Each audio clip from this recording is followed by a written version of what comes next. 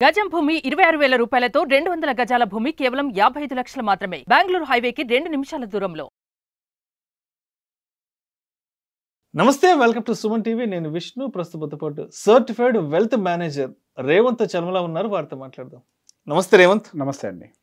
రేవంత్, గత 2 రోజుల నుంచి అనిల్ అంబానీకి సంబంధించిన వార్తా కథనాలు పెద్ద ఎత్తున మీడియాలో వస్తున్నాయి. అవును, అనిల్ అంబానీ మీద సెబీ 5 సంవత్సరాల పాటు నిషేధం విధించింది.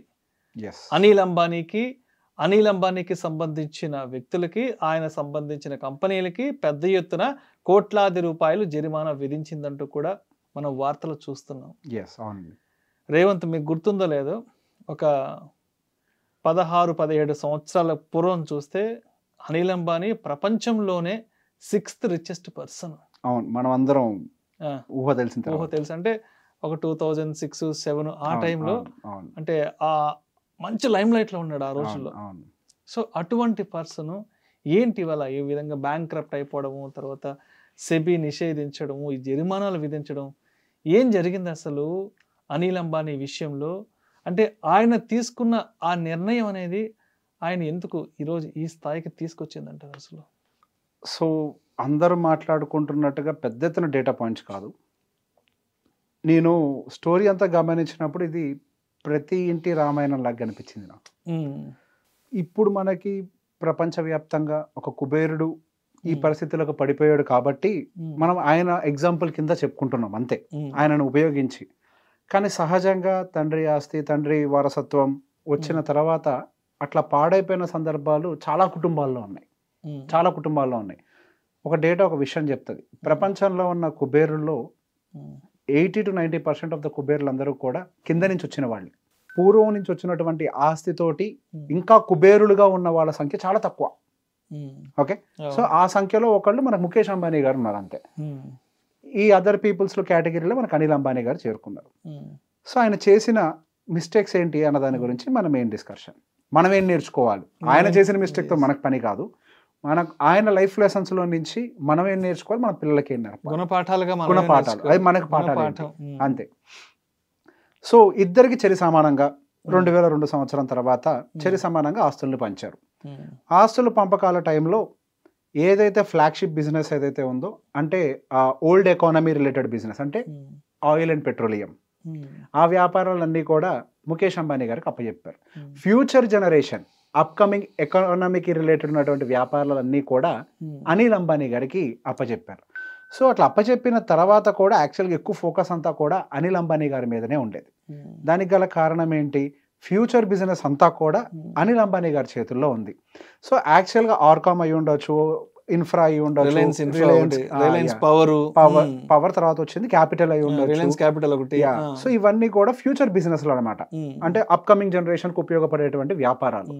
అసలు ఇంకా కరెక్ట్ గా చెప్పాలంటే అసలు ఆర్కామ్ అనేది మన ముఖేష్ అంబానీ గారి ఐడియా, ఆయన బేబీ. ఒక రకంగా ఆర్కామ్ అనేది ఆయన ఇష్టపూర్వకంగా సృష్టించుకున్నటువంటి ఒక వ్యవస్థ ఆర్కామ్ అనేది. కాకపోతే సరే, వాళ్ళ మదర్ ఇన్వాల్వ్మెంట్ తోటి ఆర్కామ్ అనేది అనిల్ అంబానీ గారికి తమ్ముడికి వెళ్ళిపోయింది, రిలయన్స్ కమ్యూనికేషన్. సో ఆ రోజుల్లోనే ఆ ఒప్పందాల ప్రకారం ఒకరికొకళ్ళు ఒక 10 సంవత్సరాల వరకు పోటీ పడకూడదు, వీళ్ళున్న బిజినెస్లకు వీళ్ళు రాకూడదు, వీళ్ళున్న బిజినెస్లకు వీళ్ళు రాకూడదు. 10 సంవత్సరాల పాటు ఒక ఒప్పందం ఉంది. ఆ ఒప్పందం ప్రకారం ఎవరి బిజినెస్లోకి ఎవరు వేలు పెట్టలేదు.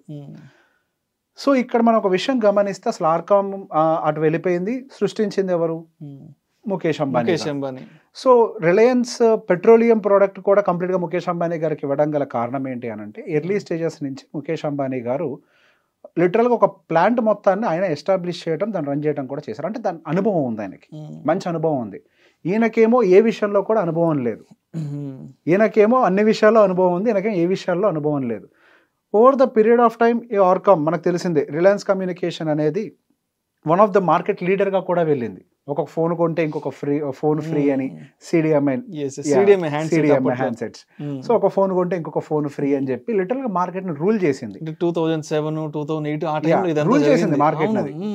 అండ్ ఇంకొక విషయం చెప్పాలంటే అసలు రిలయన్స్ అంటే ఆ రోజుల్లో అనిల్ అంబానీ గారి ఫేస్ గుర్తొచ్చేది, ముఖేష్ అంబానీ గారి ఫోర్స్ ఎక్కడం లేదు, పెద్దగా ఎవరికి గుర్తొచ్చేది కాదు.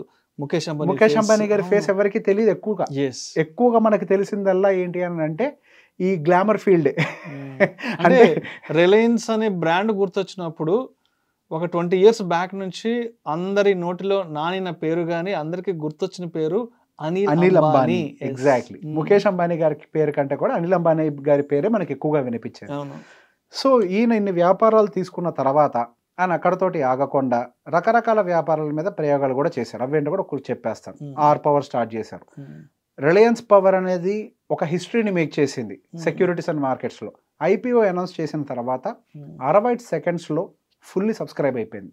60 secondsలో ఒక హ్యూజ్ డిమాండ్ క్రియేట్ చేశారు. అంటే ఆ రోజుల్లో అంత డిమాండ్ ఉండేది. అంటే ఆ బ్రాండ్ వైభవం ఉంది, అంత వైభవం ఉంది. రిలయన్స్ బ్రాండ్ అంటే మోస్ట్ ట్రస్టెడ్ కంపెనీ అంతటి వైభవం ఉండేది.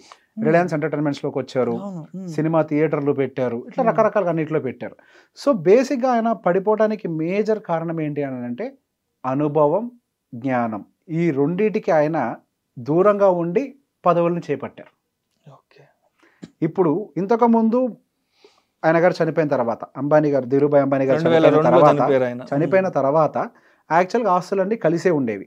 కలిసి ఉన్నప్పుడు ముఖేష్ అంబానీ గారి లీడర్షిప్ లో వ్యాపారం అనేది సాగేది. ఆ ముఖేష్ అంబానీ గారి లీడర్షిప్ లో ఉన్నంత వరకు పెద్ద ఎత్తున ఏమి సమస్యలు ఏ వ్యాపారానికి అప్పటిదాకా ఒక పెద్దరికం అనేది అక్కడ ఇన్వాల్వ్ అయింది. ఆయనకు అనుభవం, జ్ఞానం రెండు, ఒక పెద్దరికం, ఒక జ్ఞానం అన్ని అక్కడ ఇన్వాల్వ్ రెండు ఉన్నాయి.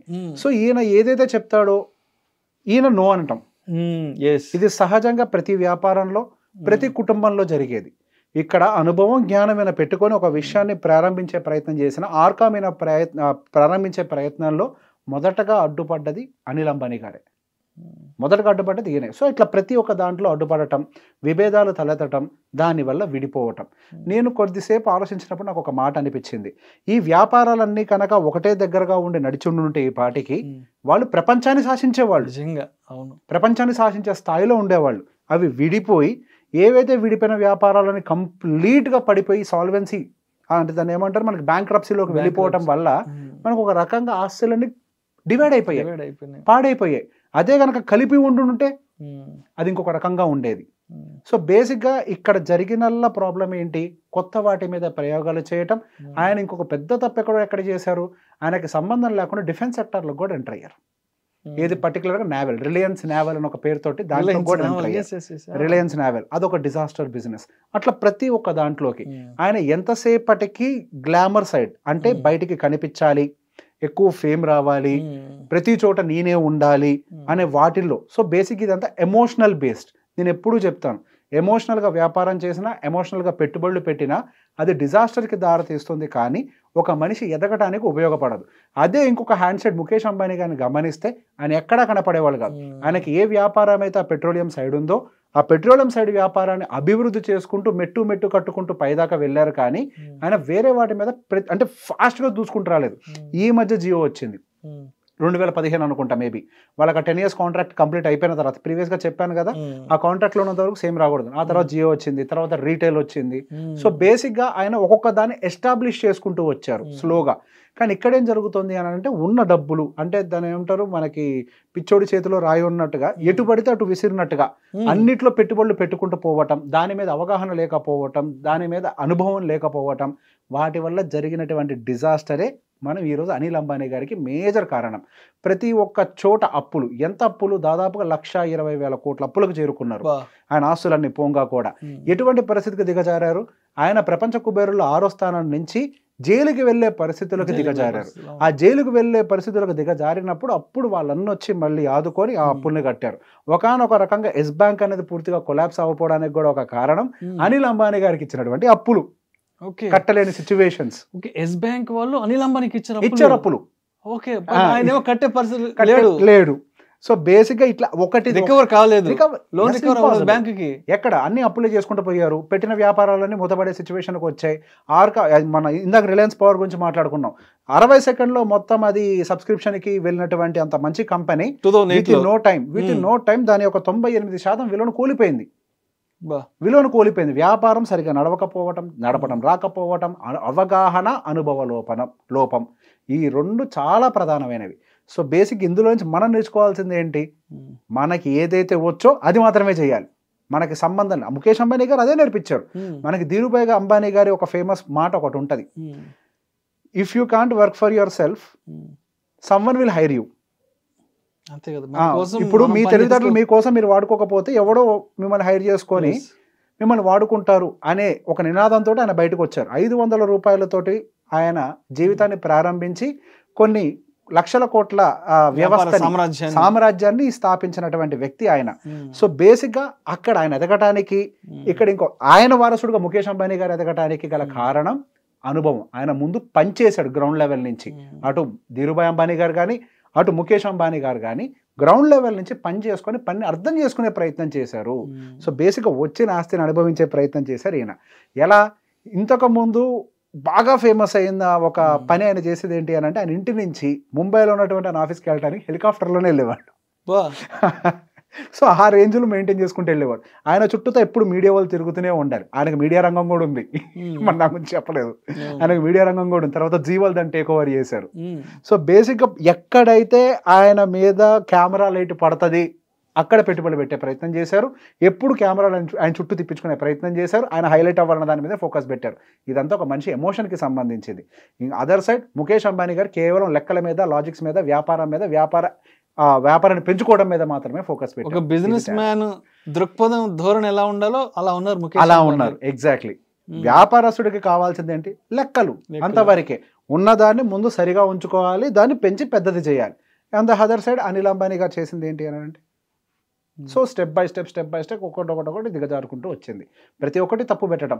అండ్ ఆయన ఇన్ఫ్రాస్ట్రక్చర్ రంగంలో నేను పెద్దవాడిని అని ప్రూవ్ చేసుకోవడం కోసం ముంబైలో ఉన్నటువంటి నేవల్ పెద్ద బ్రిడ్జ్ ఒకటి ఉంటుంది సముద్రం మీద. ఆ బ్రిడ్జ్కి సంబంధించింది అయి ఉండొచ్చు, ఎయిర్పోర్ట్స్కి సంబంధించింది అవ్వచ్చు, అండర్ కోట్ చేసి మరీ దాన్ని కంప్లీట్ చేసే ప్రయత్నం చేశారు. అది కూడా లాస్. సో ప్రతి ఒక్కటి పేరు కోసం మాత్రమే పనిచేశారు. ప్రతి చోట ఎక్కడ నా పేరు బయటకు వస్తుంది అన్న దాంట్లో కోసం మాత్రమే పనిచేశారు. మీరు ఆయన చరిత్ర ఎక్కడైనా చూడండి, ప్రతి ఒక్క ప్రారంభం ఆయన పేరు కోసం చేసిందే కానీ వ్యాపారం కోసం చేసింది కాదు. సో మొత్తానికి ఆయన పట్టిందల్లా పతనం అయిపోయింది అంతే. ఎగ్జాక్ట్లీ. మామూలుగా అంటారు కదా పెద్దవాళ్ళు, సక్సెస్ అయిన మనిషి విషయంలో ఏమంటారంటే పట్టిందల్లా బంగారమే అంటారు, అంటే ఒక సక్సెస్ఫుల్ పర్సన్ విషయంలో. బట్ ఈయన విషయంలో ఏమైపోయిందంటే పట్టిందల్లా పతనం అయిపోయింది. ఎగ్జాక్ట్లీ. పట్టిందల్లా పతనం అవడానికి గల కారణం ఏంటి అంటే అసలు ఉద్దేశమే తప్పు. మీరు వ్యాపారాన్ని దృష్టిలో పెట్టుకొని కనుక పట్టుకొని ఉంటే మేబీ కొద్దిగా అటు ఇటు ఉండుండేవి. మీరు దేనికోసం పట్టారు? నేను అందరికంటే ఇది అని చూపించుకునే ప్రయత్నంలో కదా జరిగిందల్లా అదే. మీరు గమనిస్తే అనిల్ అంబానీ గారు ఇప్పుడు ఆయన కనిపిస్తున్న విధానం, ఇంతకుముందు ఆయన ఉన్న విధానం కంప్లీట్గా వేరుగా ఉంటుంది. అనిల్ అంబానీ గారు ఒక ఫిల్మ్ స్టార్ లాగా ఉండేవాడు. రాజకీయాల్లోకి వెళ్ళారు, సినిమాల్లోకి వెళ్ళారు. ఆయన అడుగు పెట్టండి, రాజ్యసభ సభ్యులుగా ఉన్నారు. ఆయన రాజ్యసభ సభ్యులుగా ఉన్నారు. ప్రతి చోటకి వెళ్ళారు. ఆయన ఎక్కడైతే ఆయనకు పేరు వస్తుందో అక్కడికి వెళ్ళిపోయారు. ప్రపంచం అంతా నా పేరే వినాలి, అందరూ అనిల్ అంబానీ అనే నామజపం చేయాలి. ఈ స్థాయిలో బేసిక్గా ఆయన ఎమోషనల్, ఇదంతా కూడా ఒక ఎమోషనల్ అటాచ్మెంట్. అంతా నేను గొప్ప, నేను పెరగాలి అని ఒక ఎమోషనల్ అటాచ్మెంట్ అంతే. ఈ ఎమోషనల్ అటాచ్మెంట్ వల్ల చేసిన తప్పుల్లో నుంచి వచ్చిన సమస్యలే ఇవన్నీ. ఈ రోజు కూడా చేసింది ఏంటి? ఆయన అవసరాలను తీర్చుకోవడం కోసం రకరకాల పేర్లతోటి నిధులు మళ్లింపు చేసి కంపెనీలకి పంపించి రకరకాల కంపెనీలకు, ఆయన కంపెనీలో ఒక రకంగా promoter linked companies, that's what mention in the SEBI report, promoter linked companies అని వాటికి మళ్లించి ఆయన అవసరాలను తీసుకునే ప్రయత్నం చేస్తున్నాడు. ఒక్కసారి దిగజారడం మొదలు పెడితే, ఒక్కసారి తప్పు చేస్తే ఆ మనిషి మళ్ళీ మళ్ళీ మళ్ళీ మళ్ళీ తప్పు చేయాల్సిన సందర్భాలు వస్తాయి, సందర్భాలు క్రియేట్ అవుతూనే ఉంటాయి. ఒకసారి అబద్ధం చెప్తే మళ్ళీ అబద్ధాన్ని కప్పిపుచ్చుకోవడానికి ఉండాలి. అది ఇప్పుడు అటువంటి పరిస్థితుల్లోనే అనిల్ అంబానీ గారు ఉన్నారు. ఒక సమస్య నుంచి బయటపడటానికి మళ్ళీ మళ్ళీ తప్పులు చేస్తూనే ఉన్నారు. This is what the lesson we have to learn. మనకి తెలియని పనిలో మనం వేలు పెట్టద్దు. మనం ఒక మంచి లీడర్షిప్ లో ఉన్నామా, ఆ లీడర్షిప్ లో కంటిన్యూ అయ్యే ప్రయత్నం చేయాలి. మనకు అవగాహన లేనట్టుగా ఉండాలి. ఎక్కడైతే అవగాహన, ఎక్కడైతే జ్ఞానం ఉంటుందో అక్కడ మనం వాళ్ళ లీడర్షిప్ లో పనిచేయాలి. లేదా కొంత సమయాన్ని తీసుకొని మనం అవగాహన పెంచుకోవాలి, మన జ్ఞానాన్ని పెంచుకోవాలి. దానికి తగ్గ ఒకటి మంచి టీంని ఎస్టాబ్లిష్ చేయాలి. స్లోగా వ్యాపారంలోకి వెళ్ళాలి. అంతేకాని మా నాన్న ఇచ్చాడు, మాకు ఆల్రెడీ ఉంది అని మనం ఇంకేదో ప్రయత్నం చేస్తే మాత్రం చూసాం కదా, ప్రపంచ 6వ స్థాయి నుంచి ఫ్రమ్ ఎవ్రీవేర్ టు నోవేర్. ఇవాళ జరిమానాలు, పెనాల్టీలు కట్టుకునే స్థాయికి కట్టలేని పరిస్థితులు, కట్టలేని పరిస్థితులు, కట్టలేక జైలుకి వెళ్లాల్సిన పరిస్థితులు, నుంచి అన్నాదుకుంటున్నాడు ప్రతిసారి. అటువంటి పరిస్థితులకు వెళ్లకుండా అంటే మనం లెసన్ తీసుకోవాలి, ఏం చేయకూడదు. Thank you so much Srikanth. Thank you అండి. The reason fall of Anil Ambani ఏంటి, అసలు ఆయన కెరీర్లో ఏం జరిగింది, ఎక్కడ స్టార్ట్ అయ్యి ఇవాళ ఎక్కడి వరకు వచ్చారు. అవును, ప్రపంచంలోనే 6th రిచెస్ట్ పర్సన్ స్థాయి నుంచి ఇవాళ అప్పులు కట్టుకోలేని స్థాయికి ఎలా వచ్చారు, ఎటువంటి నిర్ణయాలు ఆయన ఇవాళ ఈ యొక్క అధపాతాళానికి తీసుకొచ్చారు దాని గురించి చాలా చక్కగా చెప్పారు. Thank you so much. Thank you.